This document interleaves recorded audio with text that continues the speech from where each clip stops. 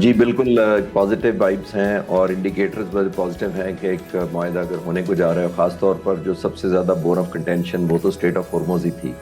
جی اور street of ہارموز کی بھی ایک ظاہر ہے آنے والے وقتوں میں ایک لمیٹیشن ہو جانی ہے، کیونکہ دنیا نے یہ سیکھ لیا ہے اور خاص طور پر مڈل ایسٹ کے ممالک نے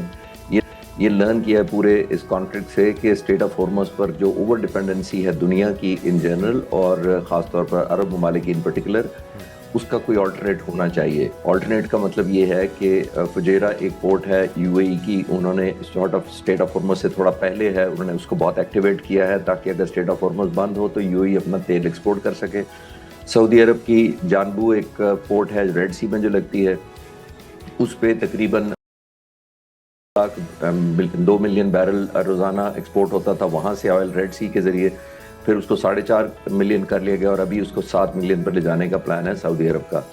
اسی طرح دنیا نے ریئلائز کر لیا، اسپیشلی ڈیولپ ملک جو تیل پر زیادہ ڈپینڈنسی کرتے ہیں، چائنا ہے، جاپان ہے، کوریا ہے، کہ آلٹرنیٹ سورس آف انرجی پہ جایا جائے. تو اسٹریٹ آف صحیح. ہارموز کا لیوریج کمپرومائز ہوتا جانا تھا آنے والے وقتوں میں، خاص طور پر 2 سے لے کے 5 سال تک بہت زیادہ افیکٹ ہو جائے گا یہ، شاید اس کی وہ انفلوئنس نہیں رہے گا. تو یہ بہت ویل ٹائمڈ میرا خیال ہے ڈیل ہے، کیونکہ ایران بنیادی طور پر ساری جو اسکلیشن کر رہا تھا وہ اسٹریٹ آف ہارموز کنٹرول کی وجہ سے کر رہا تھا، اور وہ سمجھتا تھا جتنا مینیفیسٹ کر سکے گا افیکٹولی اسٹریٹ آف ہارموز کو، اتنا ہی اس کو لیوریج ملے گی بارگین کے لیے. تو آئی تھنک وقت آ گیا تھا، ایران نے ریئلائز بھی کیا ہے، کیونکہ اگر وہ نہیں کرتا تو اس کی قیمت ایک ڈسٹرکشن اور میس قسم کی جو اٹیکس ہیں وہ آپ نے دیکھا اس کی شکل میں ہو رہے تھے. تو خوش آئند بھی ہے، اور دوسرا اوور آل جو تیل کی قیمتیں دنیا میں کم ہوں گی اور خاص طور پہ ہمارا جو خطہ ہے وہ واپس امن کی طرف موڑا جا سکے گا انشاءاللہ انشاءاللہ. اچھا، وہ کیا کیا فیکٹرز ہیں جس کی وجہ سے ہم یہ توقع کر سکتے ہیں یا یہ امید پیدا ہوتی ہے کہ اس بار امریکہ بھی اتنی ہی سنجیدگی سے اس معاملے کو حل کرنا چاہے گا جتنا سنجیدگی سے پوری دنیا یہ چاہتی ہے؟ بہرحال جو اس کے سٹیک ہولڈرز نہیں ہیں، جو ڈائریکٹ بینیفیشری نہیں ہیں، وہ یقینی طور پہ اس سے شدید متاثر بھی ہو رہے ہیں. ایک تو ہم نے دیکھا کہ فائنینشلی امریکہ کو بہت نقصان پہنچ رہا ہے، سیاسی طور پہ اس کا بڑا زیادہ امپیکٹ ہے، مڈ ٹرم الیکشن بھی آ رہے ہیں. عسکری قوموں کے حوالے سے کہا جا رہا ہے اسٹاک پائلز شارٹیج کا شکار ہو رہے ہیں اور انہیں دوبارہ سے ری بلڈ کرنے کے لیے کافی وقت درکار ہوگا. اس کے علاوہ جو کیپیبلٹی ایران نے دکھائی ہے، جس طرح سے ابھی ریسنٹلی جس طرح سے امریکیوں کو اس خطے کے اندر بھی نشانہ بنایا گیا، امریکی اہداف کو نشانہ بنایا گیا، یہ وہ سارے فیکٹرز ہیں جس کی وجہ سے ہم امید رکھیں کہ کچھ اچھا ہو سکتا ہے. جی جنید، دیکھیے دونوں سائیڈوں نے بہت ایکسٹریم تھریش ہولڈ تو دیکھ لیے ہے. دونوں میں ان 2 لفظوں کا زیادہ تھا کہ کون زیادہ پین انفلکٹ کر سکتا ہے اور کون زیادہ پین انڈیور کر سکتا ہے. پہلے راؤنڈ میں 40 دنوں میں ہم نے دیکھا کہ امریکہ نے پین انفلکٹ کرنے کی پوری کوشش کی، ایران کو ڈسٹرکشن کی، کہا جاتا ہے کہ 20,000 سے زیادہ ٹارگٹس کو نشانہ بنایا گیا، نو لیس دین اسکول اور یونیورسٹیز تک کو ٹارگٹ کیا گیا، ملٹری کمپاؤنڈز، انفراسٹرکچر، بہت زیادہ کوئی چیز شاید رہ نہیں گئی. ایون پانی اور بجلی کے جو سینٹرز ہیں ان کو بھی تباہ کرنے کی اٹیمپٹ کی گئی. ایران نے بھی ریٹیلیٹ کیا، اور ظاہر ہے جیسے میں نے کہا وہ سمجھتا تھا، خاص طور پہ سیکنڈ راؤنڈ میں جب ای ایم او سائن ہو گیا اس کے بعد جو اسٹرائکس ہوئیں تو ایران نے ڈائیورسیفائی کر دیا ٹو جارڈن تک ایکسپینڈ کر دیا. جارڈن کو انکلوڈ کرنے کا انڈیکیشن یہی تھی کہ جو ورٹیکل ایسکلیشن ہے ایران اس کی طرف چلا گیا. پہلے وہ ہاریزونٹل ایسکلیشن کی طرف جا رہا تھا، جو کہ وہ خطے میں جو ممالک لوگ تھے انہی طرف حملے کر رہا تھا امریکن بیسز اور انٹرسٹ کے اوپر. جب جارڈن تک پہنچ گیا تو جارڈن تو صرف 100 کلومیٹر اسرائیل سے شارٹ ہے، تو اس نے ایک کل اچیو کی، 2 مقصد اچیو کیے جارڈن کو ہٹ کر کے. ایک تو پن پوائنٹ ایکوریسی کی، ہیومن لاسز کی امریکہ کے لیے، اور یہ باور کرایا پریزیڈنٹ ٹرمپ اور امریکہ کو کہ میری ریچ آلموسٹ اسرائیل تک ابھی بھی ہے، اور میرے بارے میں جو کہا جاتا تھا کہ اسٹاک پائل ختم ہو گیا یا میری ڈپلیٹ ہو گیا یا میری رینج نہیں رہی، وہ اس نے ثابت کر دیا. تو یہ قیمت امریکہ کے لیے بہت زیادہ تھی، اور ایک جمپ اپ کیا ایک دم جو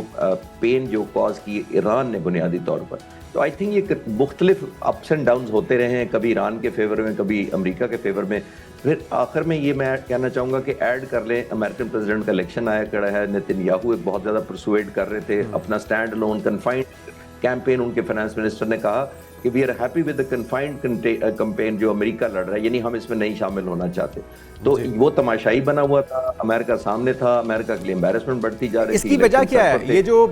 جنگ شروع کرانے کی اصل بنیادی وجہ ہے یا فساد کی جڑ ہے، وہ اب اپنا دامن جھاڑنے کی کوشش کر رہے ہیں. کیا انہیں یہ خدشہ ہے کہ جو جوابی وار ہوگا ایران کا وہ اسے جھیل نہیں پائے گا؟ ان کا اپنا عوامی رد عمل بھی تو ہے، نیتن یاہو کے الیکشن بھی تو سر پہ ہیں. یا پھر یہ ایک اور سازش ہے, چال ہے, کیونکہ ٹریک ریکارڈ یہی ہے کہ جو وعدہ کرتے ہیں اس کی وعدہ خلافی بھی اسرائیل کی طرف سے ہمیشہ کی جاتی رہی ہے ہر معاہدے کے اوپر اس کو وائلیٹ کرنے کی صورت میں. آپ کو اس میں دونوں میں سے زیادہ حاوی عنصر کون سا دکھائی دیتا ہے؟ جنید یہ مکس ہے, کیونکہ دیکھیے اسرائیل نے یہ دیکھ لیا کہ وہ میسو اٹیک کرنے کے باوجود وہ ون یا وہ فیوریبل سچویشن نہیں حاصل کر سکا.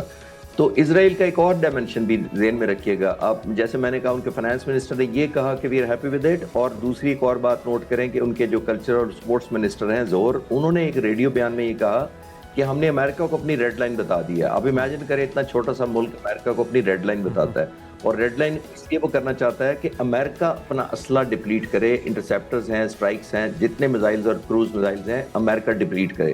جب امریکہ ڈپلیٹ کرے گا تو ایک سائیڈ افیکٹ یا سائیڈ اس کو فائدہ اسرائیل کو ہوگا, وہ یہ کہ اس کا اسٹاک پائل انٹیکٹ رہے گا آنے والے وقتوں میں. جب یہ ویکیوم کریٹ ہوگا کہ امریکہ کا اسٹاک پائل شارٹ ہو جائے گا اور وہ پروٹیکٹ نہیں کر پائے گا خاص طور پر مڈل ایسٹ کو, ان بیسز کو, تو ایک ویکیوم کریٹ ہوگا. اسرائیل چاہتا ہے کہ وہ ویکیوم کے وقت خود اپنے آپ کو پیش کرے ایز اے سول گارنٹیئر, خاص طور پر اگر ایران کی طرف سے وہ انگیجمنٹ پالیسی مڈل ایسٹ کے ممالک کی طرف نہ ہو پائی اور ایک ایلیمنٹ آف نیگیٹیوٹی یا انسرٹنٹی رہی, تو اسرائیل اپنے آپ کو آفر کرے گا, جیسے نے یو اے ای اور دوسرے ملکوں کو آفر کیا کہ میں آپ کی پروٹیکشن کرتا ہوں, تو وہ ایک اور ویکیوم کریٹ ہو جائے گا. تو آئی تھنک ایران نے یہ بھی بہتر سمجھ لیا, میں کل ہی ایک پروگرام میں کہہ رہا تھا کہ ایران کو یہ سمجھنا چاہیے کہ اگر امریکہ کو زیادہ ڈریگ کریں گے تو ایک ویکیوم کریٹ ہوگا, ڈپلیشن آف ویپنز ہوگا امریکہ کی طرف سے, اور پھر جو ویکیوم کریٹ ہوگا اس میں اسرائیل یا ان ملکوں میں آ کر دوبارہ بیٹھ جائے گا, وہ بھی شاید ایران کو سوٹ نہ کرے. میں نے کل ہی سجیسٹ کیا کہ ایران کو انگیجمنٹ پالیسی کے تحت جلد سے جلد ڈیل کر لینی چاہیے تاکہ بعد میں آنے والے سے بچا جا سکے. ابھی کمپیریٹیولی آپ کا یہ خیال ہے کہ ایک بہتر پوزیشن میں ایران بارگین کرنے کے لیے, لیکن یہ جو بار بار ہم خبریں سنتے ہیں, ایک طرف ہم پوری دنیا یہ مانتی ہے اور امریکہ یہ منوانے پہ تلا ہوا ہے کہ وہ سپر پاور ہے, کافی معاملات میں یہ بات سمجھ میں بھی آتی ہے, لیکن اسلحے کے اسٹاک پائلز کا شارٹیج ہو جانا, ختم ہو جانا, تو یہ جنگ شروع کرنے سے پہلے کیا ان چیزوں کا اندازہ نہیں تھا؟ پھر کاسٹ کی بات ہوتی ہے کہ جو انٹرسیپٹ کرنے کے لیے میزائل آتے ہیں ان کی لاگت بہت زیادہ ہے, وہ لاکھوں ڈالرز کے ایک انٹرسیپٹر میزائل ہوتا ہے جس کو مارنے کے لیے یہاں سے کچھ ہزار کا ایران کی طرف سے کوئی ڈرون بھیجا جاتا ہے, یا ان کی جو کیپیبلٹی ہے, یہ کیا وجہ کیا ہے کہ ایران کی تیاری بہتر تھی, ان کی جو ٹیکنالوجی ہے وہ زیادہ بہتر ہے امریکہ سے, یا ان کا جو اسٹاک پائل تھا وہ امریکہ سے بھی زیادہ تھا؟ اصل گراؤنڈ کی ریالٹی ہے کیا جو کہ عوام تک نہیں پہنچائی جا رہی؟